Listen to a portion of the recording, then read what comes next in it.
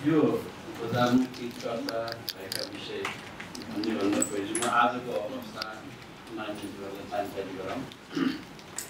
हामीहरूले यो हिउँदमा 1005 मेगावाटसम्म विद्युत आयात र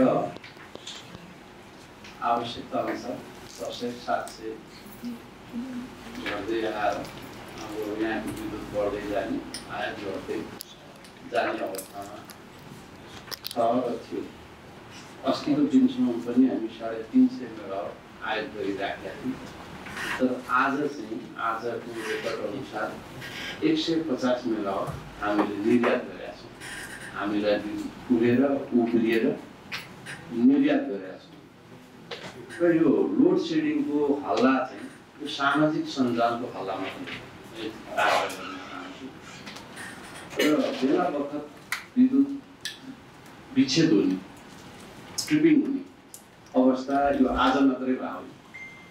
विगतको डाटा लास्ट इयरको हेऱ्यो भने पनि वर्षमा 700 घण्टासम्म यसरी विभिन्न पटक विद्युत गएको पाइन्छ।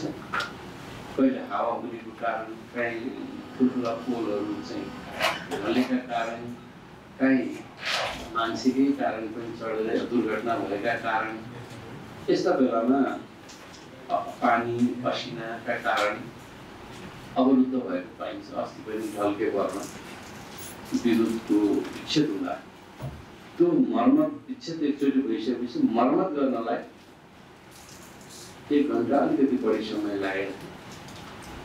त्यसले चाहिँ अलिक धेरै ठाउँ प्रभावित भयो, किनभने आयात गरिएको लाइन थियो जहाँबाट सबै ठाउँ चाहिँ प्रसारण गर्नुपर्ने थियो। त्यस कारणले सबैतिर एकैचोटि अलिकति प्रभाव परेको बाहेक आधा घन्टा 10 मिनट 20 मिनट कहीँ मर्मत गरेका बेला विच्छेद हुने बाहेक लोड सेडिङको अवस्था यो वर्ष छैन र अब आगामी त झन् हुने खालको अवस्था देखिँदैन, किनभने हामी उत्पादन बढाइराखेका छौँ र हामीहरूले उद्योग धन्दामा यो हिउँदमा पर्याप्त विद्युत दिन सकिराखेको थिएन। तर आज रातिबाट त्यो पनि उहाँलाई पुग्ने गरी दिएर त्यसबाट पनि उब्रिएको झन्डै 150 मेगावाट अहिले भर्खरै पनि हाम्रो निर्यात भइराखेको छ। यो अवस्था छ। त्यस कारण म आग्रह गर्न चाहन्छु मान्यज्यूहरूलाई पनि यथार्थपर रहेर सम्प्रेषण गर्न सकियो भने जनताहरू पनि लाभान्वित हुने। यो सोसल मिडियाहरूको दुरुपयोग गर्ने कति छ भने विदेशबाट फोन आउने मेरैमा पटक पटक, अनि म फोन उठाउँछु, हामी कहाँ बत्ती गयो, मैले घरे कुन देश हो यो, अनि यसरी र्युमर फैलाउने पटक पटक एउटै नम्बरबाट फोन गर्ने, रातभरि राति 12-1 बजीसम्म पनि फोन गर्ने, हामी कहाँ लाइन छैन भने, अनि त्यहाँ पुग्दाखेरि सबैतिर छ। यो खालको एउटा दुष्प्रचार प्रसार गरिएको पाइन्छ र समितिका सभापतिज्यू मार्फत, सम्मानित समिति मार्फत म तमाम नेपालीहरूमा सबै महानुभावहरूमा आग्रह गर्न चाहन्छु यस्ता दुष्प्रचार गरिएका विषयमा नलागिकन यथार्थ फरक भइदिन आग्रह गर्न चाहन्छु। कति ठाउँ हामीहरूले निर्माण गर्नुपर्ने ठाउँहरूमा अग्रिम सूचना दिया हुन्छ, यहाँ आज यति घन्टा चाहिँ अवरुद्ध हुन्छ भनेर, हावाहुरीका कारणले अवरुद्ध भयो भनेर सूचना सम्प्रेषण गरिरहेको हुन्छ। त्यस बाहेकका अवस्थामा उत्पादन कमी भएका कारणले लोड सेडिङ भएको छैन र उत्पादन कमी भएको बेला पनि हामीहरूले चाहिँ आयात गरेर पनि आवश्यक विद्युत उपलब्ध गराएका छौँ। म यसमा प्रश्न पार्न चाहन्छु। त्यसो भएको कारणले यो अवस्था छैन र अब हामी आज संयोग पनि राम्रो गरेका छ। आज विद्युत विधेयकमाथि छलफल सुरु गर्दैछौँ समितिमा। आजै हामीले निर्यात गरिराखेका छौँ भनेपछि मुलुकको भविष्य विद्युत क्षेत्रमा छ भनेर सम्झिएर यो कानुन निर्माण गर्दै गर्दा लगानी गरौँ, लगानी आफै कुदेर आउँ भन्ने खालको वातावरण बनाउने कानुन निर्माण गर्न सक्यो भने यसको आर्थिक स्थिति अझ मजबुत हुने, रोजगारी सिर्जना हुने, हामीलाई चाहिँ आवश्यक खपत पछाडि निर्यात गरेर ठुलो आय आर्जन गर्न सक्ने, आयात घट्ने बित्तिकै पनि यसै आर्जन हुने र हामीहरूले अब ग्यासहरू अब चाहिँ तेलहरू जे प्रयोग गर्छौँ त्यसको सट्टा विद्युतलाई प्रयोग गर्न सक्यौँ, ठुलो मात्रामा हामीले चाहिँ आयात घटाउन सक्यौँ भने पनि हामी यस क्षेत्रमा आत्मनिर्भर भएर निर्यात गर्न सक्यौँ भने अर्को वर्षको बजेट बनाउँदा राजस्व उठेन, पैसा छैन, पुगेन, मान्छेहरूलाई दिन पाइएन भन्ने स्थितिभन्दा माथि पुग्छौँ। र मैले के भनिराखेका छु भने स्मरण पनि रहोस्, हामी मन्त्रालयमा निर्णय पनि गरेका छौँ ठुल्ठुला रिजर्भरहरू सुरु गर्ने, यो विद्युत सुरक्षालाई ध्यान दिने र यत्रो ठुलो आयोजनाहरू सुरु गर्दै गर्दा सकेसम्म बढीभन्दा बढी नागरिकलाई यसमा समावेश गराउने, सँगै लिएर जाने, उहाँहरूको लगानी पनि त्यहाँ जति सकिन्छ त्यो लगाउने वातावरण बनाउने र जोसँग लगानी गर्ने क्षमतै छैन, जसलाई हामीहरूले गरिबीको रेखामुनि भएका जनता भनेका छौँ, आँकडा हेऱ्यो भने लगभग 20% देखिन्छ। कुनै जिल्लामा 22 होला, कुनैमा 21 होला, कुनैमा 18 होला। ती जनताहरूलाई हामीहरूले सरकार सस्तो ब्याजमा, न्यून ब्याजमा ऋण खोजेर त्यही आयोजनामा उहाँहरूको सहभागी गराएर समृद्ध बनाउन सकिन्छ। त्यसो गरियो भने मलाई लाग्छ 500 वर्षभित्रै हामीले जुन 20% गरिब जनता भनेको छ त्यो गरिबीको रेखाभन्दा माथि आउने बित्तिकै नेपालको जिडिपी पनि एकैचोटि माथि आउने अवस्थामा पुगिन्छ। यो एउटा राम्रो क्षेत्र छ, यसमा सकारात्मक ढङ्गले हामी सबै लागौँ, बल गरौँ, जोड गरौँ र बजार सुनिश्चित भएको छ। भारत बङ्गलादेशमा बिक्री गर्ने हाम्रो आन्तरिक खपत पनि अबका 10 वर्षमा 13,500 मेगावाट हुने हामीसँग डाटा छ भनेपछि यति सुरक्षित अवस्था छ र ट्रान्समिसन लाइनको पनि अब पटक पटक इन्डियासँग 8 ट्रान्समिसन लाइनहरू भारततर्फ निर्माण हुने हामीहरूले सम्झौता गरेका छौँ। 2टाको त अहिले थप 2टाको तत्कालै हामी काम अगाडि बढाइरहेका छौँ। चीन सरकारसँग पनि यस सन्दर्भमा कुराकानी भइरहेका छ। र यसो गर्न सकियो भने हामीले भनेको ऊर्जा, पर्यटन, कृषि हाम्रा मुख्य आधारहरू हुन्। यिनीबाट समृद्ध सम्भव छ, हामी समृद्ध बनाउन सक्छौँ भन्न सक्ने, दाबी गर्न सक्ने गरी काम गर्न सकिन्छ। तर एक्लै गर्ने कुरा भएन, सबै क्षेत्र वर्गका मानिसहरूको साथ सहयोग, विज्ञ साथीहरूको, मान्यहरूको, सरकारको प्रतिबद्ध जता रहे पनि यो एउटा राष्ट्रिय अभियानका रूपमा यसलाई अगाडि बढाउँ भनेर म आग्रह गर्न चाहन्छु। हिजै मात्रै पनि कोशी प्रदेशको मान्यज्यूहरू आउनुभएको थियो, तमर आयोजना चाँडो सञ्चालन गरौँ भनेर। त्यो तमर आयोजना सञ्चालन गर्दै गर्दा त्यहाँ सिँचाइ पनि झन् 1 लाख हेक्टर सिँचाइ हुने यस्ता यस्ता ठुल्ठुला महत्त्वपूर्ण आयोजनाहरू छन्। हामी गरी 44 अर्ब खर्च गरिसकेका छौँ, अहिले कहीँ पनि पुगेको अवस्था छैन। किन भनेर भन्दा फाइनेन्सियली दृष्टिकोणले यो भाइबल भएन भनेर थन्किएको अवस्थाहरू छ। हामीहरूले मन्त्रालयमा लामो छलफल गऱ्यौँ र त्यो बुढी गण्डकीमा फ्लोटिङ सोलर राखेर 1000 मेगावाट थपेको छ।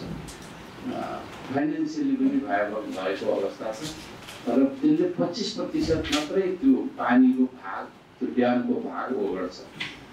तर जसबाट 1000 मेगावाट थप सोलर बत्ती निक्लिन सक्ने यो नयाँ खालको प्रविधि भनौँ नेपालका लागि अरू देशमा त गरेको रहेछ। यस्ता यस्ता कामहरू गर्न सकिन्छ र यसलाई छिटो छरितो गर्ने। अब यो ट्रान्समिसन लाइन लगेको ठाउँका मुनिको जग्गाहरूलाई हामीहरूले 20% मात्रै पैसा दिइराखेको छौँ अनि जनताहरूले त्यसलाई राम्ररी उपभोग पनि गर्न नपाउने, प्रयोग गर्न नपाउने अनि पैसा पनि कम पाउने भइसकेपछि यसमा के गर्न सकिन्छ त भनेर हामी अहिले वर्कआउट गरिराखेका छौँ। यसमा पनि हामीले के सोच बनाइराखेका छौँ भने त्यो मुनिको जग्गा पुरै लिदिनु त्यसमा उहाँहरूलाई तपाईँहरू सोलर यसमा राख्नुहोस् यहाँबाट आएको आम्दानी तपाईँहरूको हुन्छ र त्यो वृद्धि हुन्छ त्यो किनिदिनु गऱ्यो भने न्यून आय भएका बढी आय भएका जसको जग्गा पर्छ उहाँहरूलाई पनि राहत पनि हुने र यसरी समृद्ध मुलुक निर्माण गर्दै गर्दा सबै नागरिकलाई एकै ठाउँ जोड्न सकिने यो आयोजनाहरू हुन्छन्। त्यस कारणले यो अत्यन्तै मुलुकका लागि महत्त्वपूर्ण क्षेत्र हो। यसमा सबैजना लागु समितिका सभापतिज्यू लगायत मान्यज्यूहरूको पनि महत्त्वपूर्ण सहयोग अद्भुत सहयोग रहेको छ। हामीसँग थाकिरहेका विधेयकहरू पनि चाँडै पास गरौँ। अर्को गर्ने ऊर्जाको पनि विधेयक छ त्यसलाई सबै पास गरेर लिएर गएर यो क्षेत्र ऊर्जा विद्युतको क्षेत्र ऊर्जा क्षेत्रमा काम गर्दै गर्दा सिँचाइ पनि एकैचोटि हुने क्षेत्र भएको कारणले हामीले दुईवटा क्षेत्रमा एकैचोटि काम गर्न पाउँ। हामीले खाद्यान्नै बढाउन सक्छौँ भने पनि खाद्यान्न हामीले जुन आयात गरिराखेका छौँ त्यो आयातलाई चाहिँ न्यूनीकरण गर्न सकियो भने पनि हामीले ठुलो मात्रामा पठाइरहेको विदेश पठाइराखेको धनराशिलाई यहीँ रोक्न सकिन्छ। यसरी काम गरौँ, सबै मिलेर गरौँ, सहमतिमा गरौँ र हरेक कानुन निर्माण गर्दा पनि यो मुलुकका लागि गर्ने भएको कारणले अस्ति पनि मैले योभन्दा अघिल्लोचोटि भनेको छु सबैको सहमत गरेर गरौँ। यो एकजना व्यक्तिको लागि सरकारका लागि मात्रै मुलुकका लागि सरकार त परिवर्तन हुन्छ, एकछिन हुन्छ, मन्त्री त छोटो समय हुन्छ, फेरि अरू आउने हुन्छ। त्यस कारणले साझा बनाउन सक्यो भने हाम्रो राजनीति गर्ने जे उद्देश्यले हामी काम गरिराखेका छौँ त्यो सबैको उद्देश्य पनि पुरा हुने, सपना पुरा हुने यस्तो महत्त्वपूर्ण क्षेत्र भएको कारणले बढी जिम्मेवार भएर काम गरौँ। यहाँहरूले अत्यन्त मेहनत गरेर काम गर्नुभएको छ, त्यसका लागि पनि म आभार व्यक्त गर्न चाहन्छु। अर्को यो विद्युत प्राधिकरणको नाफा र घाटा के हो भन्ने सवाल पूर्व एमडी चाहिँ गएपछि नयाँ एमडी आएपछि भएको होइन। पूर्व एमडी हुँदैमा हामीले बोर्ड निर्णय गरेका छौँ। उहाँले प्रस्ताव ल्याउँदै गर्दा हामीहरूले प्रस्तावलाई प्रश्न राखेर यसको अडिट गर्नु। किनभने महालेखा एक थोक भन्छ, तपाईँको प्रतिवेदन अर्को थोक भनिराखेका छ, त्यो तालमेल मिलेन। त्यतिखेर महालेखाको प्रतिवेदन बाहिर आइसकेका थिएन तर हामी कहाँ आइसकेका थियौँ। महालेखाको प्रतिवेदन घाटा देखाइराखेका छ, तपाईँ नाफा देखाइरहनु भएको छ र हरेक झन् 26वटा आयोजना ट्रान्समिसन लाइनका निर्माण गर्ने ठेकेदारहरूले पैसा मागिराखेका छन् तर दिन सक्नु भएको छैन। नाफा त्यो तालमेल मिलेन। यसको फुल अडिट गर्ने अन्तर्राष्ट्रिय स्तरकै निर्णय गरेका छौँ। समितिले निर्णय गरेको छ। त्यति मात्रै भएन, मैले संसदमा पनि भनेको थिएँ यो प्राधिकरणको सेयर बिक्री गर्नु पऱ्यो, यो अर्थ मन्त्रालयको सहमति लिनु पऱ्यो। हामी चाहिँ 300मा बेच्न सक्छौँ भनिसकिसकेपछि अझ मैले आपत्ति जनाएँ। एक त नाफा घाटाको दुविधा छ, अर्कोतिर 300मा बेच्ने तपाईँ छोटो समय बाँकी हुनुहुन्छ, पैसा प्राप्ति भएपछि यसको नानीमा झन् बढ्ने देखियो नि त। अर्कोतिर झुट हुनेको यसो गर्नु मिल्दैन। कहिले अडिट गरौँ, अडिटले जे भन्छ भोलि 600 भन्नु 600 बेच्नु 300 भनेर त्यसको निर्णय गरिसकेका छ। र यो जस्ताको तस्तै बाहिर ल्याउनुपर्छ भनिरहँदा त्यो चाहिँ निर्णय कार्यान्वयन गर्न मान्दैन पटक पटक। त्यसको कारणले एमडी परिवर्तन हुने बित्तिकै सबभन्दा पहिले श्वेत पत्र जारी गर्नु के हो त अवस्था।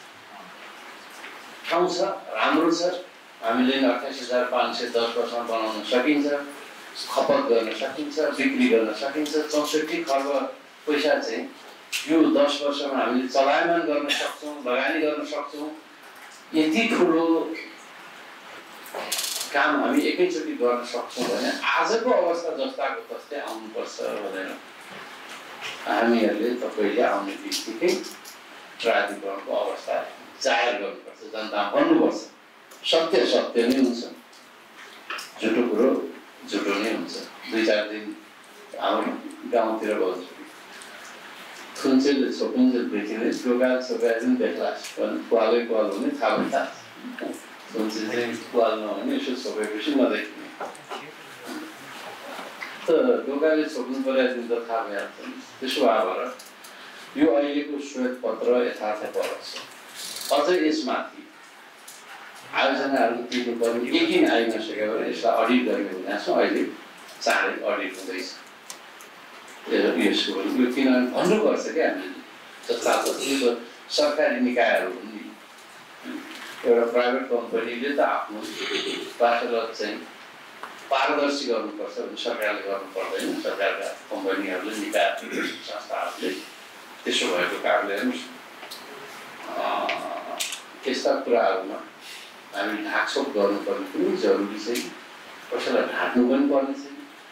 म त हिजो त्यो 72 सालमा खानपान राज्यमन्त्री बनाएको पार्टीले त्यतिखेर त्यो मेलम्ची आयोजना त्यही अवस्था थियो। पेमेन्ट नगर्ने, ठेकदार भाग्ने, बिलोमा गर्ने सब लथ लिङ्ग भएको थियो। त्यतिखेरको कठिनाइ पनि मैले सम्झिरहेको छु। त्यसका बावजुद त्यसलाई अगाडि बढाएको छु। त्यसो भएको कारणले मलाई थाहा छ यो विषय हात हाल्दै गर्दा कति चर्चा हुन्छ, कति कुरा सहनुपर्छ र परिणाम चाहिँ असाध्यै सुन्दर आउँछ भन्ने कुरा गर्नुपर्छ। त्यसो भएको कारणले म आग्रह गर्न चाहन्छु खालि मानिन्छ हामीहरू जनताको जनप्रतिनिधि बढी जिम्मेवार हुनुपर्छ। अझै यथार्थ परख हुने गरी अध्ययन गर्नु होला, हेर्नु होला। यो मेरो निजी कुरा होइन, निजी सम्पत्ति पनि होइन, राष्ट्रको सम्पत्ति हो। तपाईँ हामी सबैको अधिकार बराबर हो, तपाईँहरू हाम्रो दायित्व पनि बराबर हो र यसलाई सकेसम्म पारदर्शी हो। अब गल्ती भयो, केही कुरा कमी कमजोरी रहेछन् भने त त्यसका आवश्यक कानुनहरू निर्माण भएकै छन्, सम्बन्धित निकायले हेरिहाल्ला। तर मैले देखेसम्म, जानेसम्म, बुझेसम्म यस्ता कुराहरू लुकाउनु छुपाउनु हुँदैन। एकछिन ताली आउँछ भनेर लोकप्रियताका लागि जे पाए त्यही बोल्नु हुँदैन भन्ने मान्यता पनि छ। त्यसो भएर म चाहिँ हाम्रो ढुक्क छु यस विषयमा। अझ बढी यसको छानबिन हुन आवश्यक छ भन्ने कुरा लाग्छ र त्यतातर्फ चाहिँ प्राधिकरण पनि लागेको छ भन्ने छ। मन्त्रालयले सहयोग पुर्याउनुको र निर्देशन पनि त्यही अनुरूपको दिनेको। त्यसो भएको कारणले यो नाफा घाटाको विषयमा नाफा चाहिँ होइन भनेर प्रष्ट रूपमा महालेखाइले भनिसकेपछि हाम्रो सबभन्दा ठुलो अडिट गर्ने संस्था त्यही नै हो। त्यसमाथि पनि अझ थुप्रै आयोजनाहरू ठुलो, कति अनुदान छ, कति ऋण छ, कति ब्याज तिर्नुपर्ने छ, कति चाहिँ ठेकेदारहरूलाई पैसा तिर्नुपर्ने छ। यो सबै कुरा छुट्याएर अनि देशभरिबाट जनताले तिरेको पैसा चाहिँ यो चाहिँ नाफा हो भन्न पाइन्छ भने त्यस पछाडिको दायित्व होला नि त। दायित्व घटाएपछि पनि नाफा र घाटा होला त। हामी कति विद्युत किन्छौँ, कति बेच्छौँ, थुप्रो छ नि त्यहाँभित्रको संरचनाहरू, दायित्वहरू। त्यो सबै जस्ता तस्तै यो श्वेत पत्रले अझ बढी यसमा पनि हामी अझ अडिट गरौँ, अझै छुटेको हुनसक्छ भनेर हामीले अडिटै पनि गर्न लागेका छौँ। त्यसो भएर यसमा यहाँहरूको पनि चासो चिन्ता अझ बढी रहोस्। अझ यहाँहरूले आफैले अध्ययन गर्नु होला, जसले गर्दा जनतालाई पनि बुझ्ने मौका हुन्छ, हामीहरूलाई पनि सहयोग हुन्छ। आधारमा भित्रको आधारमा तत्काल पैसा उठाउने भनेर निर्देशन दिएको त्यही निर्देशन सहयोग पुर्याउने सङ्घले गठन गरेर त्यसका विरुद्ध मुद्दा भयो। कमिटीको विरुद्ध मुद्दा मुद्दामा केही पनि भएन। अहिले केही आवश्यक यसलाई तत्कालै पाउने भनेर राज्यपालले काम गरिरहेका छन्। यसमा नियमन आयोग पनि मन्त्रालयले साथीहरूले सहयोग गराउँदै रहन्छ। केही दिनमा यसको काम सुरु होला। आउने तिर्नेले तिर्नु नतिर्नेले के छ उहाँहरूको अधिकार त्योमा चाहिँ रहेर उहाँहरूले निवेदन दिने काम सुरु हुन सक्छ। हामीहरूले उहाँहरूले चाहिँ बढी फिस त्यो शुल्क बढीको हामीहरू निवेदन दिन भनेपछि त्यसमा हामीहरूले त्यही कन्सिडर गरेर उहाँहरूलाई चाहिँ आवेदन पनि मागेका छौँ र पैसा तिराउनलाई पहल गरिराखेका छ। यो चाँडै नै एउटा टुङ्गोमा पुग्छ भन्ने विश्वासै छ। र अर्को कुरामा सभापति ज्यू मार्कस र मान्यज्यूहरूलाई के निवेदन गर्नु, यो आर्थिक कुरा, यो चाहिँ नीतिगत कुराहरू विभिन्न समितिहरू छन्। समितिहरूले अर्को समितिले आर्थिक कुराहरू हेरेर यो चाहिँ कुनै कुराहरू विचलन आएका भए लेखा समितिले हेरेर होला छलफल गरिराखेका होला। विशेषतः अब यिनीहरूले यो विधेयकको सन्दर्भमा छलफल गर्न यो समितिमा हामीलाई आमन्त्रण गरिरहेको र विषयवस्तु नै बढी केन्द्रित हुन पाइयो भने यो राम्रो हुन्छ होला, दायित्व हुन्छ होला भन्ने